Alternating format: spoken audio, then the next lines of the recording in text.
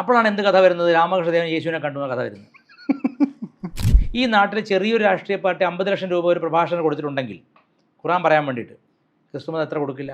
അയ്യപ്പൻ എന്ന പേരിൽ അവർ സുവിശേഷം പറയും. അപ്പോഴാണ് അതിന് ബലം, അതിനാണ് പൈസ. അപ്പോൾ ഇതൊന്ന് ഇനിയിപ്പോൾ ഇതിപ്പോൾ പറഞ്ഞാൽ അത്രയധികം ഫണ്ട് ഈ മഠങ്ങളെ താങ്ങി നിർത്തുന്നത് അമേരിക്കയാണ്. അമേരിക്ക, ബ്രിട്ടൻ, ജപ്പാൻ, ചൈന, ഈ ലോകം മുഴുവൻ രാജ്യങ്ങളുടെ കോൺട്രിബ്യൂഷൻ ഉണ്ട്. ഇപ്പം നിങ്ങളുടെ കയ്യിൽ നിന്ന് ഞാനൊരു 10 രൂപ വാങ്ങി നിങ്ങൾക്ക് ഞാൻ ഏതെങ്കിലും തരത്തിൽ വിധേയനാവില്ലേ? തീർച്ചയായിട്ടും. അപ്പോഴാണ് എന്ത് കഥ വരുന്നത്? രാമകൃഷ്ണദേവൻ യേശുവിനെ കണ്ടുന്ന കഥ വരുന്നത്. സത്യം.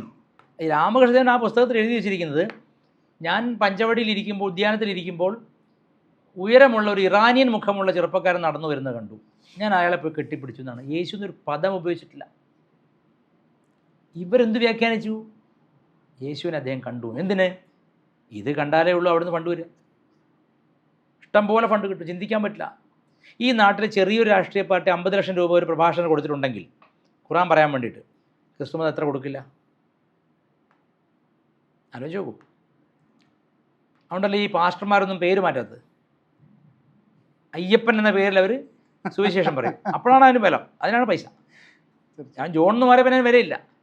ഇപ്പം നമ്മുടെ ഇപ്പം ഞാൻ അതുകൊണ്ട് ആ വിശ്വകർമ്മക്കാരുടെ കാര്യം വളരെ ബോൾഡാണെന്ന് പറയാൻ കാരണം, അവർ ആരുടെയും തീരുമാനത്തിൽ കാത്തുനിന്നില്ല. ഞങ്ങൾ വിശ്വബ്രാഹ്മണരാണെന്ന് അവർ പറഞ്ഞു. എന്താ തെറ്റായത്? അവർ അമ്പലത്തിന് വേണ്ടി പണിയെടുക്കുമ്പോൾ പൂണൂലിട്ടിട്ടാണ് പോകുന്നത്. കൊല്ലൻ പൂണൂലിട്ടിട്ടാണ് പണി ചെയ്യുന്നത്. അപ്പം യജ്ഞോപവീതം എന്നതിൻ്റെ പേര്, യജ്ഞം ചെയ്യാനുള്ള അധികാരമാണത്. അവർ ചെയ്യുന്ന യജ്ഞം എന്താണ്? ഈ ശില്പവൃത്തിയാണ്. അവരത് വളരെ മനോഹരമായിട്ട് കണക്കുണ്ടതിന്. ആ സംസ്കൃതത്തിലല്ല കണക്ക് എഴുതിയിരിക്കുന്നത്. അവർ സംസ്കൃത പണ്ഡിതന്മാർ ഒരുപാട് ഉണ്ടായിരുന്നതാണ് ഇതിൽ. അപ്പോൾ ഇങ്ങനെയുള്ള ഒരു സാംസ്കാരിക പശ്ചാത്തലം ഓരോ ജാതിക്കും ഇവിടെ ഉണ്ടായിരുന്ന ഞാൻ പറയുന്നത്. അതിനെല്ലാം തമസ്കരിച്ചിട്ട് ജാതി ഇല്ലാതാക്കുന്നുള്ള പേരിൽ മൊത്തം ഹിന്ദുമതത്തിനെ ടാർഗറ്റ് ചെയ്യുന്നത്. ഇതില്ലാതാവണം. ഓരോരുത്തരും അവനവൻ്റെ ബ്രാഹ്മണ്യം കണ്ടുപിടിക്കണം. പറയനും പുലയനും ഒക്കെ എന്താണ്? അവനവൻ്റെ പൂർവികമായ ആചാരങ്ങളെ നിലനിർത്തണം, പഠിക്കണം, ആചരിക്കണം. കോമണായ ഒരു ആചാരം എല്ലാവർക്കും വേണമെന്ന് ഞാൻ പറയില്ല. പക്ഷേ വർണ്ണം കൊണ്ട് അവൻ എന്തും പഠിക്കാനുള്ള സ്വാതന്ത്ര്യം ഇവിടെ സത്യകാമൻ്റെ കാലം മുതലുണ്ട്, ജാബാല ഋഷിയുടെ കാലം മുതലുണ്ട്. പിന്നെ എന്തിനാണ് പുതിയൊരു നവോത്ഥാനം ഇവിടെ വേണ്ട? അതിൻ്റെ ആവശ്യമില്ല. പക്ഷെ നമ്മളിപ്പോൾ ചെയ്യേണ്ടത്, നിയോ വേദാന്തി എന്തു പറയുമ്പോഴും ബൈബിൾ കോട്ട് ചെയ്യുന്നുണ്ടെങ്കിൽ അവനെ കേൾക്കാതിരിക്കുക എന്നുള്ളൊരു നിസ്സഹകരണ പ്രസ്ഥാനം ഇവിടെ തുടങ്ങേണ്ടതാണ്. അല്ലെങ്കിൽ നമുക്ക് അധികം ജീവിച്ചിരിക്കാൻ പറ്റില്ല. കാരണം ഇവർ മെല്ലെ തെളിച്ചുകൊണ്ട് പോകുന്നത് എങ്ങോട്ടെന്നറിയോ?